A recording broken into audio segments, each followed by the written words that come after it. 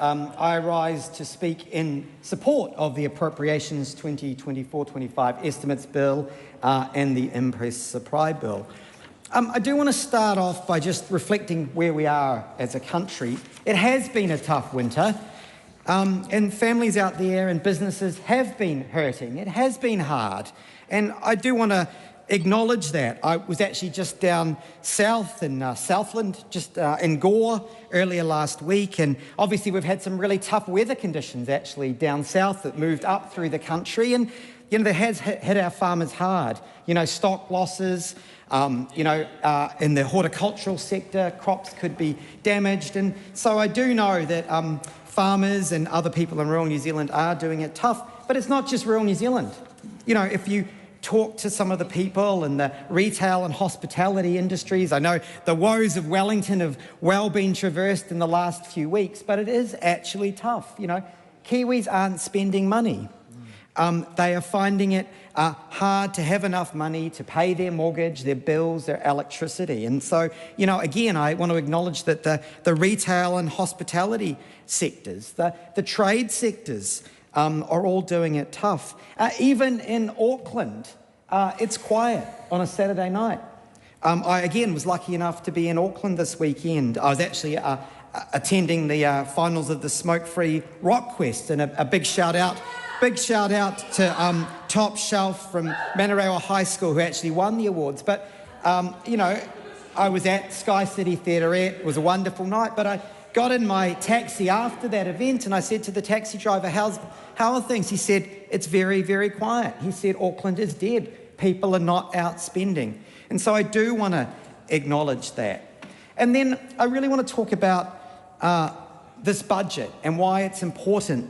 And again, I know my colleague, the Honourable David Seymour, talked about some of the structural issues in government spending, that we are now spending $68 billion more. So again, it's not that we're not spending enough as a country, it's that we're not spending enough on the right things.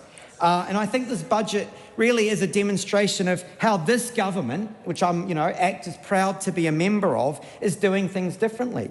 And again, I've been talking to people over the weekend and I said, well, actually, this is the first true coalition government with 3 parties in cabinet trying to do things differently. And, we all bring different ideas to the table, which I think is great. There's a role for all of the parties. And so what ACT is trying to do is actually bring some policies for some long-term solutions, some really long-term things. And again, I think that is very much reflected in this budget.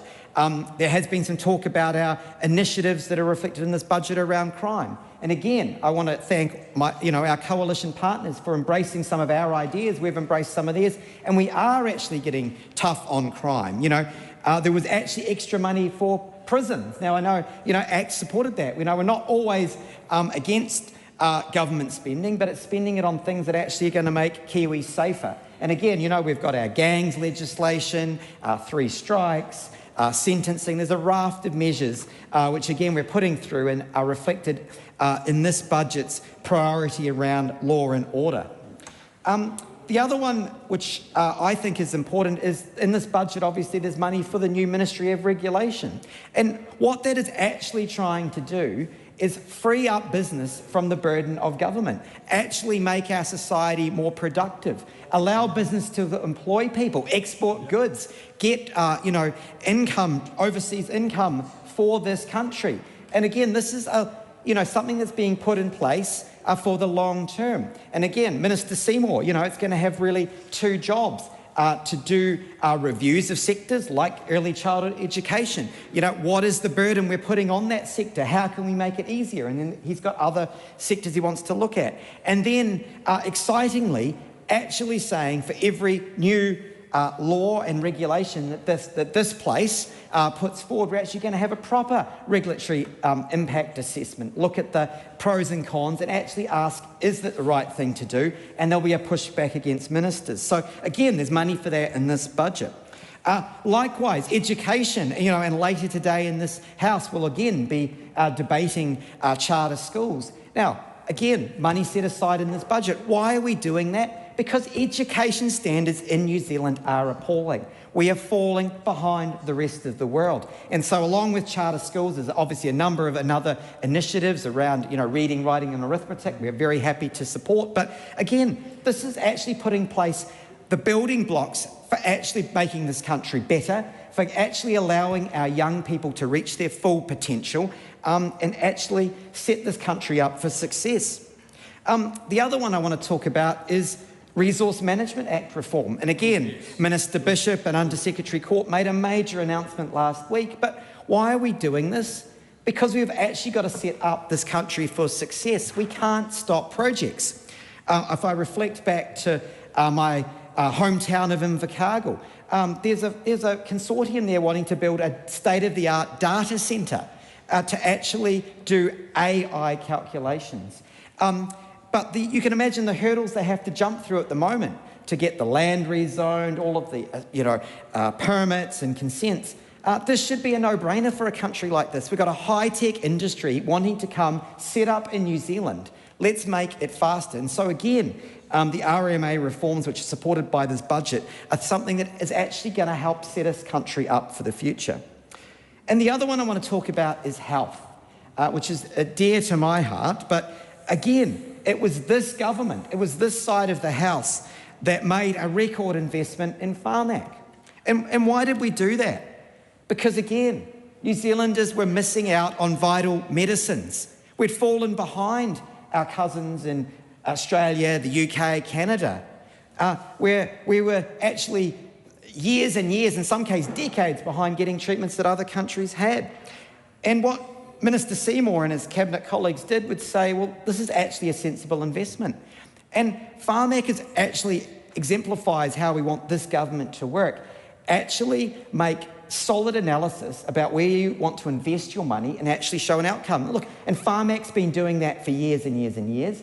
It does very rigorous cost assessments. It actually looks at what a dollar spent on a medicine will deliver. We're actually going to open that up and say, well, hopefully they can deliver other benefits to our society and to government, but they're a very rigorous organisation. And I think that discipline, if we take that to other areas of government spending, is how this government wants to operate. But, we on this side of the House should be incredibly proud of the money we've put into Pharmac. That is going to save the lives of thousands and thousands of New Zealanders every year and actually going to deliver hope. So I think that's a really great achievement.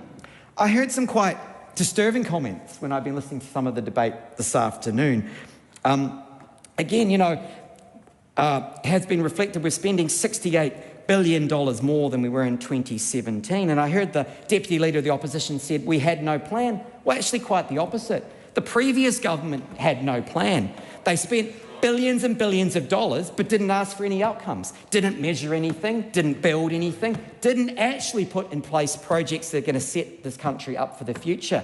And so I totally reject that, and I think that we are operating in a different way, and we have looked for savings in this budget, but so they can actually be prioritised things that are going to make a difference for today, tomorrow and the future. I also heard Julianne Genter saying that we crashed the economy. Well, that is just not true. We did not do that. And in fact, the quickest way to crash the economy would be a capital gains tax and a wealth tax. That would absolutely decimate New Zealand and in fact stop investment. So we've just got to stop debates on crazy policies like that. The last thing I just want to reflect on is the tax relief that this budget has delivered. And while it might be modest, and again, ACT is well known that we would go further in delivering tax relief and letting Kiwis keep more of their money. But it is important because this is the first time in many years New Zealanders have received have received tax relief. And so I want to acknowledge that at least we are on the right path. And look, I hope in the next budget we can, talk a bit more about how we can deliver even more tax relief and maybe deal with some of the issues we have around different tax brackets and rates. And again, the family tax boost, which was talked about the last speaker, is another great example of actually how we're trying to help the back pockets of Kiwis. And so I'm very pleased to be supporting these two bills on behalf of ACT. and I look forward to many more fruitful discussions on this side of the house about how we can responsibly spend Kiwis' money to get results for New Zealand. Thank you.